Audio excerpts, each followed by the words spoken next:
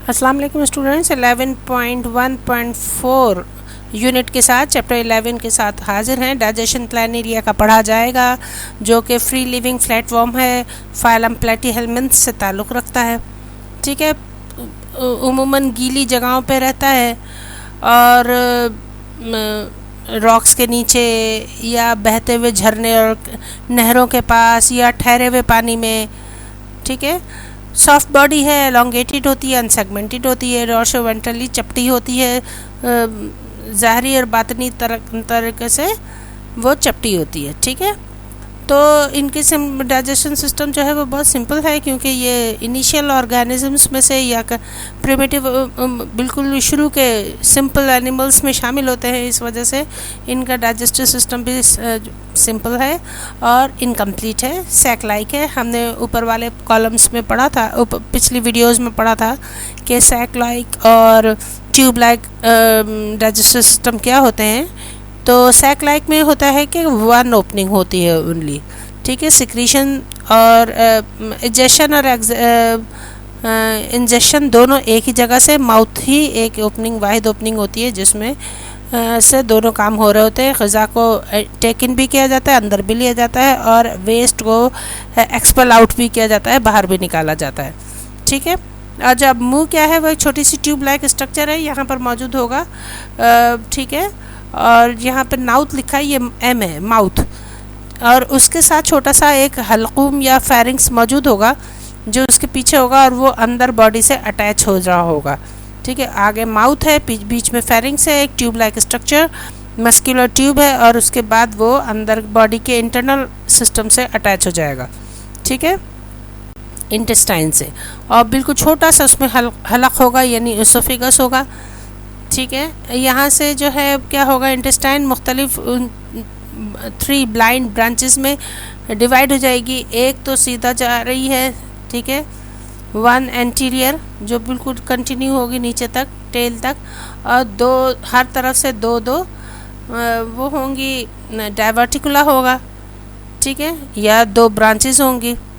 तो इस तरह 2 पोस्टीरियर ब्रांचेस और 1 एंटीरियर, यानी एक यूँ लंबाई में जा रहा है रास्ता और 2 बॉडी के इधर उधर जा रहा है, जिनको हम पोस्टीरियर लैटरल कहेंगे। ठीक है, ये दोनों तरफ जाएंगे जिस्म के, और इस तरह ये तीनों ब्रांचेस मज़ीद आगे छोटी छोटी न्यूमरस ब्रांचेस में डिवाइड हो जाएंगी, जिनको डाइवर्टिकुला कहा जाएगा। यहाँ मैंने इनको लेबलिंग किया है कि ये डाइवर्टिकुला है। बहुत छोटी ब्रांचेस में मज़ीद बिल्कुल फाइन ब्लाइंड ब्रांचेस, ब्लाइंड मतलब आगे से बंद है, जहाँ तक घूम पहुँचना है वहाँ जाने के बाद ये बंद हो जाएंगी, यानी ईच बॉडी सेल के अंदर। उनको हम रैमिफिकेशन कहते हैं। ठीक है, ब्लाइंड ब्रांचेस हैं या रैमिफिकेशन है, और इस बॉडी में कोई एनस नहीं है, जो भी फूड पार्टिकल वेस्ट की शक्ल में होगा वो माउथ से ही एक्सपेल किया जाएगा।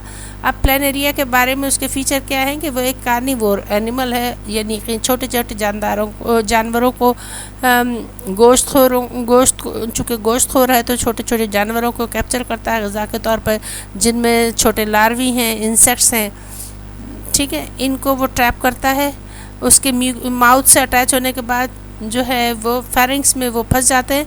यहाँ पे सेपरेशन दीजिएगा, थोड़ी सी स्पेस दीजिएगा, ये म्यूकस है और ये सिक्रेटेड है। 2 वर्ड्स एक साथ टाइप हो गए तो क्या होगा, ट्रैप किस में हो रहा है, थिक गाढ़ा mucus secreted from the pharynx. Pharynx में से सिक्रेट होने वाले म्यूकस में वो ट्रैप हो जाते हैं, फंस जाते हैं, चिपक जाते हैं, और फिर उनको जो है वो अंदर सक कर लिया जाता है, अंदर घोंट लिया जाता है, निगल लिया जाता है। ठीक है, फेरिंग्स के अंदर ले लेते हैं माउथ के ज़रिए। वहाँ पर जो है वो एंजाइम्स, उसके फेरिंग्स के फ़ौरन बाद जो है वो सेल्स मौजूद हैं, ग्लैंडुलर सेल्स, यानी ग्लैंड्स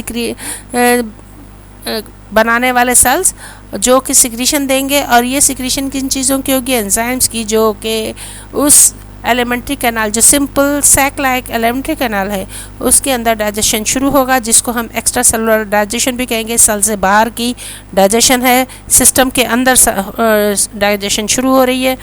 ठीक है, तो मुख्तलिफ़ किस्म के एंजाइम्स वहाँ पे मौजूद होंगे जो कि फेरिंग्स से स्टार्ट करेंगे अपनी डाइजेशन और इंटेस्टाइन के एंड तक डाइजेशन होती रहेगी और जो डाइजेस्टेड फूड है वो डायवर्टिकुला के थ्रू एब्जॉर्ब होता जाएगा बॉडी के अंदर। ठीक है। मस्कुलर एक्शन जो है वो फायरिंग से ग़िज़ा को धकेलना शुरू करेगा और आहिस्ता आहिस्ता हज़म होती जाएगी, धकेलती जाएगी और इंटेस्टाइन तक चली जाएगी और इस तरह जो है वो तीनों ब्रांचेस में वो फूड पुश हो जाएगी पूरे बॉडी के लिए मस्कुलर एक्शन के थ्रू। ठीक है। और वो मस्कुलर एक्शन किस चीज़ का है? इंटेस्टाइन के या गट के मसल्स का है। ठीक है। जब फूड जो है वो स्मॉलर और सिंपल पार्टिकल्स में ब्रेकअप हो जाएगा, टूट जाएगा, ब्रेक डाउन हो जाएगा, तो वो एंडोसाइटोसिस के ज़रिए यानी सेल्स ईट करेंगे। एंडोसाइटोसिस सेल एनगल्फ करेंगे तो सेल के अंदर वो फूड गैस्ट्रोविस्कुलर सेल्स जो लाइनिंग है, जो उनकी दीवारें हैं, जो इसकी गट की दीवारें हैं, उनके सेल्स जो हैं वो उन ग़िज़ा को एब्जॉर्ब कर लेंगे। ठीक है।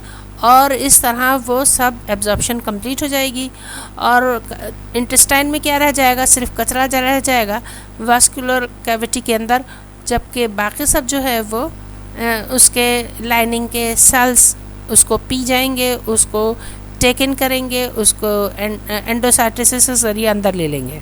ठीक है। जब वो सेल में चले जाएंगे गैस्ट्रोवास्कुलर कैविटी के सेल्स में, तो अब जो है वो सेल्स के अंदर दोबारा डाइजेशन शुरू होगी मज़ीद उसको सिंप्लीफाई करने के लिए, ताकि वो सेल्स के ऑर्गेनल्स में एब्जॉर्ब होकर यूज़ हो सके। इसको हम कहेंगे इंट्रासेलुलर डाइजेशन। अभी गट के अंदर जब तक डाइजेशन हो रही थी एंजाइम्स के थ्रू, उसको हम एक्स्ट्रा सेलुलर डाइजेशन कह रहे थे। और अब जो है वो सेल के अंदर एंटर होने के बाद अगर फर्दर सेल डिवीज़न वो फूड डिवीज़न होती है, फूड सिंप्लीफिकेशन होती है, तो उसको हम इंट्रासेलुलर डाइजेशन कहेंगे। ठीक है। प्लान एरिया में इस तरह हम याद रखेंगे, ये ऑब्जेक्टिव में भी आ सकता है कि प्लान एरिया में जो है वो एक्स्ट्रा सेलुलर और इंट्रासेलुलर दोनों किस्म के प्रोसेसेस डाइजेशन के पाए जाते हैं। ठीक है। तो मेसेनकाइम सेल्स वो सेल्स हैं जो गैस्ट्रोवास्कुलर कैविटी के लाइनिंग में दीवारों में पाए जाते हैं और वो जो हैं डाइजेस्टेड फूड को डिफ्यूज़ कर लेते हैं, अपने अंदर एब्जॉर्ब कर लेते हैं। और हाईली ब्रांच्ड सिस्टम जो इंटेस्टाइन का है, इंटेस्टाइन की छोटी छोटी बहुत सारी शाखें हैं, ठीक है, ब्रांचेस हैं, जो कि फूड को फ़ौरन जो है वो सेल्स तक पहुंचाने में मदद करती हैं।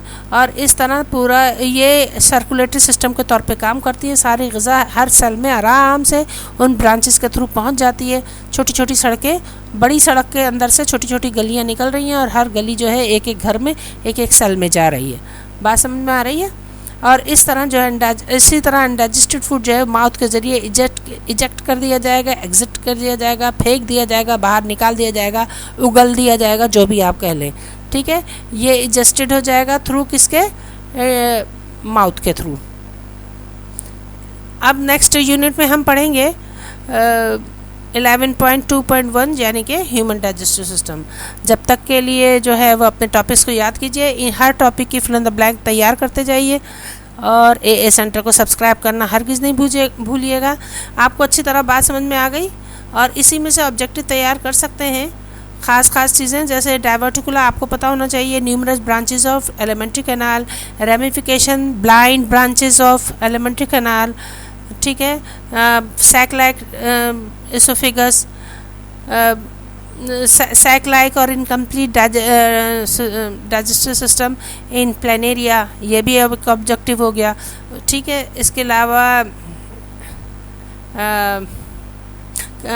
प्लेनेरिया इज़ अ कार्निवोर, ये भी हो गया। Food of planaria consist of small larvae, small insects, ये भी आपको याद हो गया। Glandular cells of alimentary canal या फेरिंग्स जो है वो सिक्रीट करते हैं एंजाइम्स, ये भी एक ऑब्जेक्टिव हो गया। तो इस तरह आपने अच्छे तरीके से एंडोसाइटोसिस का क्या मतलब है ये आपको मालूम होना चाहिए। जो अगर कोई क्वेश्चन हो तो कमेंट्स बॉक्स में ज़रूर लिखिए। कोई और चीज़ चाह रहे हैं आप लोग तो वो भी हमें लिखें ताकि हम उस अपने लेक्चर को और अच्छा कर सकें। Thank you so much. परेशान होने की ज़रूरत नहीं, थोड़ा थोड़ा करके पढ़ते जाइए। अल्लाह हाफिज़।